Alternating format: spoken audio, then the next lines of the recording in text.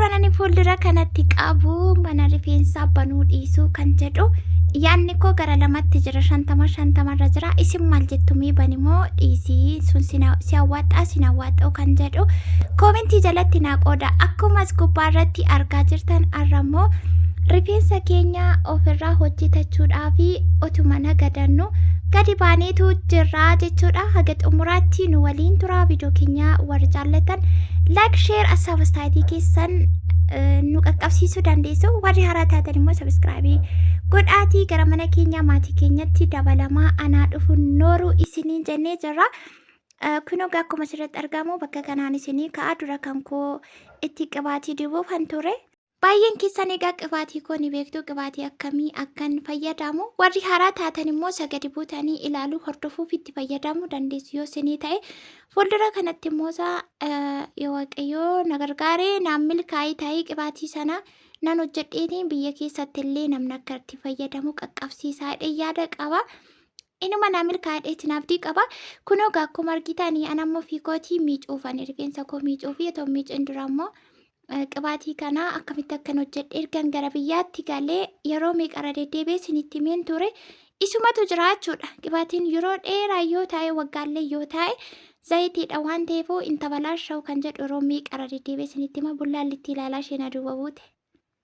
Diidatti baay'ee namatti tola. Aduun aduu ganamaati. Isa booddee kan kootti dibadhee kan isheetti immoo deebi'ee sirreessuufanii. Kan ishee hin miicamu erga miicamee guyyaa 2 buleeraan koommoo erga miicamee torbee tokko fixee jira. Qibaatiin koo kunoo walakkaarra gadi darbeetu jira jechuudha. Walakkaarra gadi darbee jira. Qibaatiin wantoonni as keessa jiranii kanneen akka abasuudaa, qurunfudii, jinjibila, roosmerii wanti hin jirre hin jiru. Ergaan hiikee kunoo bakka kanatti keessaati amma hamma naga'u jechuudha. Hamma naga'u isheen immoo sadibataa biyya keessatti namni baay'inaan ammoo fayyadamaa jiru. Qibaatii kaarotiidha. Baay'inaan kan fayyadamaa jiran kireemiin kan fuulaarree kireemii kaarotii akkasuma qibaatiin illee kaarotii madhaniitu irratti gaggabaa jiru. Isheenis immoo duras fayyadamaa turte astuuni. Amma garuu qibaatiin ofii koo fayyadamuun jalqabsiisee jira jechuudha. Erga anaaf ishee walitti dabalamnee rifeensa ishee guyyaa lammaffaadha kanan hojjechaafii jiru.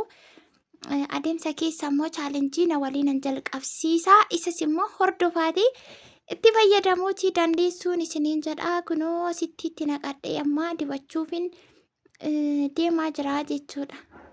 Viidiyoo keenya laayikii godhaa. Warri too laayikiin godhiin baatan baay'een keessan ilaaltaniituma baatu jechuudha. Kan keessan immoo baay'ee nu jajjabeessaatii jirtu.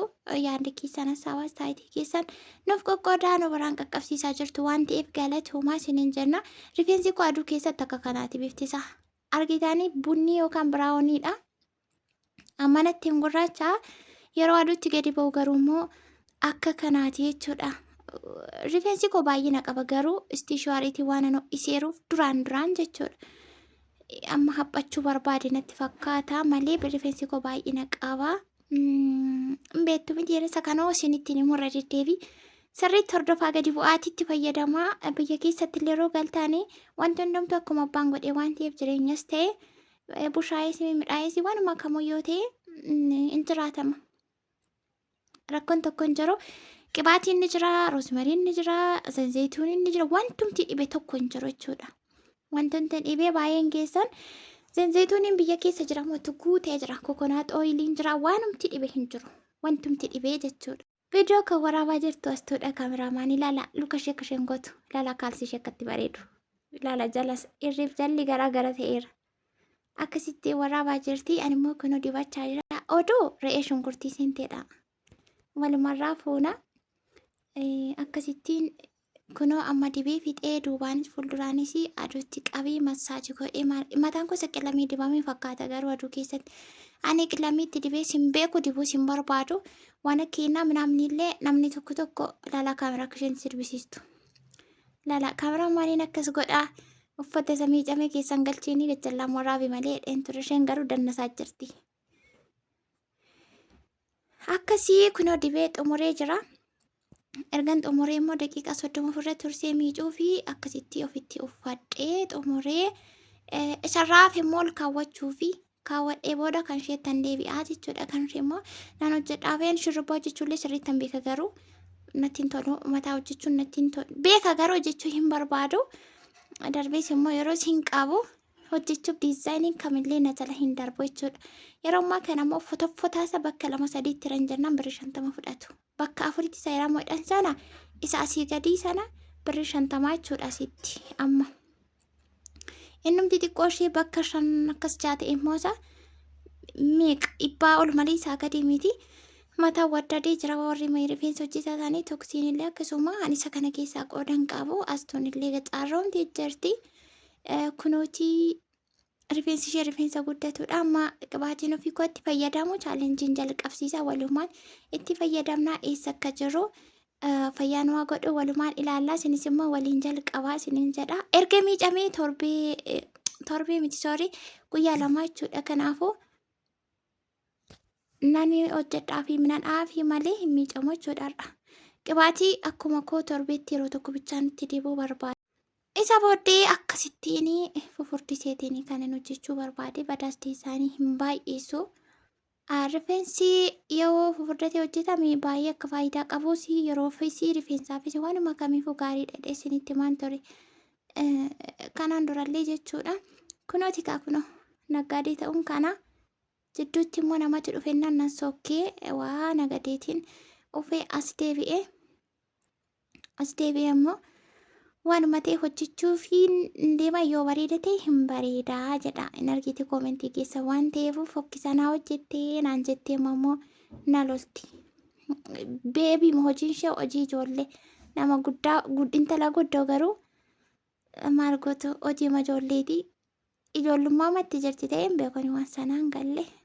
Kanaafuu isin hin bareedaadha koomentii irrattis maal hin bareedayyuuti maa kanarra. Kana birrii meeqaan dhaatu kuni 120 moo meeqadhaan inni akka kana ijoolleen asii nu bira jiran gibbii keessa jiranii kana kun 120 moo meeqaan hojjetamaa jedhan.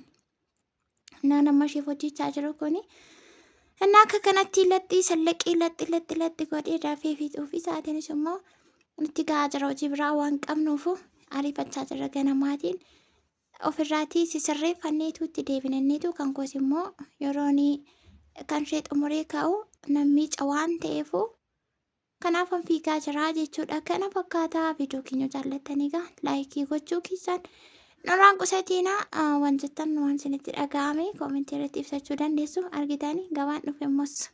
Irra caalaatti sa'aatii akkasii kana kan gurguramu kaardiidha. Gara ganamaa fi galgala keessa garuu waan baay'eedha kan nagadamu guyyaa gabaa nagas mara miti. Kaardii warruma karaa deemutu namni kaardii baay'ee barbaada. Kaardii faa waanuma xixiqqaan alatti waan akka juusii ijoolleen mana barumsaa afaan deemne kan qe'ee ooltu yoo jiraate alatti hin gurguramu. Galgalaaf ganama garuu wixxirri kan jedhe jechuudha gabaanii waan miiqatu bitama.